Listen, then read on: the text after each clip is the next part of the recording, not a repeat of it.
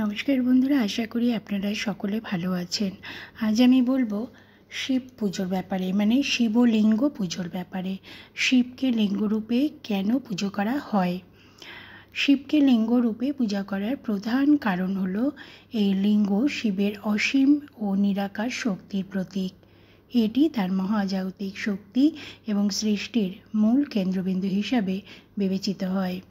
শিবলিঙ্গ পূজা হিন্দু ধর্ম ও দর্শনের একটি গুরুত্বপূর্ণ অংশ, যেখানে এই লিঙ্গকে শিবের অসীম শক্তি, ব্রহ্ম এবং চূড়ান্ত বাস্তবতার প্রতীক হিসাবে দেখা হয়। লিঙ্গ সৃষ্টির প্রতীক, যা শিবের শক্তি থেকে আসে। আবার লিঙ্গ ধ্বংসের প্রতীক, যেখানে বিশ্ব প্রলয়ে বিলীন হয়ে যায়।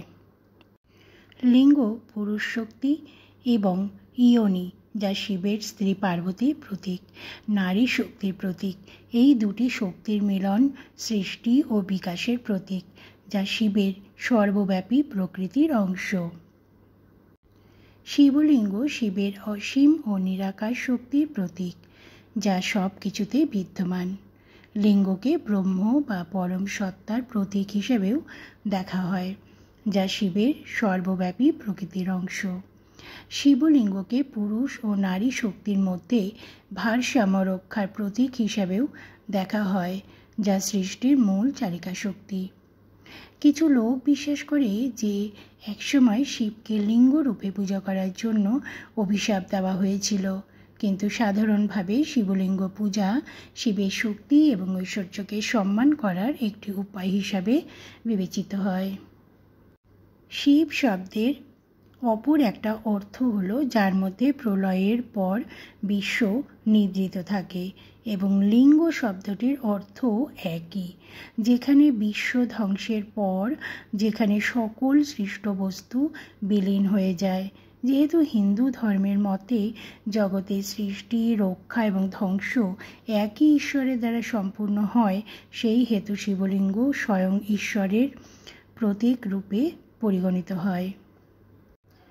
শিবলিঙ্গ রূপে পূজা করেন কেন? নিশ্চয়ই আপনাদের মনে এই প্রশ্ন সবসময় আসে। এটি তার অসীম এবং নিরাকার প্রকৃতির প্রতীক হিসাবে বিবেচিত হয়, যা তার অসীম শক্তি এবং মহাজাগতিক শক্তির প্রতিনিধিত্ব করে। লিঙ্গটি কেবল একটি মূর্তি নয়, বরং পরমেশ্বরের প্রতিনিধিত্ব। এটিকে শিবের অসীম শক্তির প্রতীক হিসাবেও বিবেচনা করা হয়, যা উভয়ই অতীন্দ্রিয় এবং সর্বব্যাপী। এটি শিব এবং শক্তির মিলনের পাশাপাশি সৃষ্টির স্তম্ভ, যা মহাবিশ্বকে টিকিয়ে রাখে, তার প্রতিনিধিত্ব করে বলে বিশ্বাস করা হয়।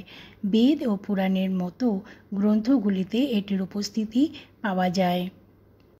শিবলিঙ্গ বিভিন্নভাবে আবির্ভূত হয়েছে বলে বিশ্বাস করা হয়। প্রায়শই পাথর, নদী এবং পাহাড়ের মতো প্রাকৃতিক রূপে ঐশ্বরিক প্রকাশের সাথে যুক্ত এই শিবলিঙ্গ।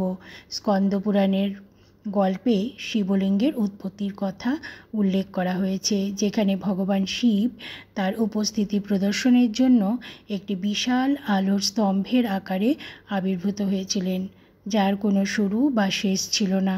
এটি পৃথিবী, জল, অগ্নি, বায়ু এবং মহাকাশ, এই 5টি উপাদানকে প্রতিনিধিত্ব করে, যা মহাবিশ্ব গঠন করে। শিবের লিঙ্গরূপে পূজা করার জন্য এটি সবচেয়ে গুরুত্বপূর্ণ এবং শুভ উপলক্ষ।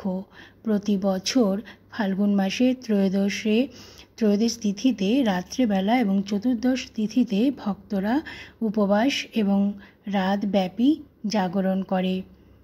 ঐতিহ্যগতভাবে সোমবারকে শিবের উদ্দেশ্যে উৎসর্গ করা হয়ে থাকে। ভক্তরা প্রায়শই এই দিনে উপবাস করেন এবং আশীর্বাদ, শান্তি এবং আধ্যাত্মিক অগ্রগতির জন্য প্রার্থনা করেন। ভক্তরা প্রদোষের দিনে শিবের লিঙ্গরূপে পূজা করে স্বাস্থ্য এবং সম্পদের জন্য আশীর্বাদ চান। শিবলিঙ্গ পূজার উপকারিতা কী? জানলে আপনারা অবাক হয়ে যাবেন। শিবলিঙ্গের পূজা অসংখ্য আধ্যাত্মিক উপকারিতা প্রদান করে। এটি আধ্যাত্মিক বিকাশ এবং জ্ঞানার্জনে সহায়তা করে, ভক্তদের তাদের প্রকৃত স্বরূপ উপলব্ধি করতে এবং মোক্ষ অর্জনে সহায়তা করে। নিয়মিত পূজা শান্তি ও সমৃদ্ধি নিয়ে আসে, বাধা দূর করে এবং পারিবারিক এবং কর্মজীবনে সম্প্রীতি বজায় রাখে। এটি মানসিক স্থিতিশীলতা জোরদার করে, উদ্বেগ ও চাপ থেকে মুক্তি করে নিজেকে এবং স্পষ্টতা এবং স্থিতিস্থাপকতার সাথে চ্যালেঞ্জ মোকাবিলায় সহায়তা করে। ভগবান শিব একজন নিরাময়কারী হিসাবে স্বাস্থ্য ও নিরাময়কে উৎসাহিত করেন, শারীরিক ও মানসিক অসুস্থতা নিরাময় করেন। এছাড়াও শিবলিঙ্গ ঢাল হিসাবে কাজ করে, নেতিবাচক শক্তি, অশুভ এবং কালো জাদু থেকে সুরক্ষা প্রদান করে, ঐশ্বরিক হস্তক্ষেপ এবং শান্তি নিশ্চিত করে। শিবের উদ্দেশ্যে উৎসর্গীকৃত অনেক মন্দির রয়েছে যেখানে তাকে লিঙ্গের আকারে পুজো করা হয়। এই পূজার জন্য সবচেয়ে বিখ্যাত কিছু স্থানের মধ্যে আছে কাশী বিশ্বনাথ মন্দির বারাণসীতে। 12টি জ্যোতির্লিঙ্গের মধ্যে এটি ভগবান শিবের উদ্দেশ্যে নিবেদিত পবিত্রতম মন্দিরগুলোর মধ্যে একটি, যা তার সর্বোচ্চ শক্তি এবং উপস্থিতির প্রতীক। সোমনাথ মন্দির গুজরাটে ঐতিহাসিক এবং আধ্যাত্মিক তাৎপর্যের জন্য পরিচিত আরেকটি বিশিষ্ট জ্যোতির্লিঙ্গ, যা 12টি জ্যোতির্লিঙ্গের মধ্যে প্রথম বলে মনে করা হয়। মহাকালেশ্বর মন্দির একটি শ্রদ্ধেয় জ্যোতির্লিঙ্গ মন্দির, তার বিশেষ ভস্য আরতির আচারের জন্য পরিচিত। ওমকারেশ্বর মন্দির মধ্যপ্রদেশ হিন্দু প্রতীক ওম আকৃতির একটি দ্বীপে অবস্থিত একটি বিখ্যাত পবিত্র স্থান, যেখানে ওমকারেশ্বরের জ্যোতির্লিঙ্গ অবস্থিত। কিভাবে অভিষেক করবেন? ভক্তরা দুধ, মধু, ঘি, জল এবং বিল্ব পাতার মতো বিভিন্ন পবিত্র পদার্থ দিয়ে শিবলিঙ্গের অভিষেক করেন। বিশ্বাস করা হয় যে এটি উপাসককে পবিত্র করে এবং ভগবান শিবের আশীর্বাদ প্রার্থনা করা হয়। শিবের উপাসনার সবচেয়ে সাধারণ মন্ত্র হল ওম নমঃ শিবায়।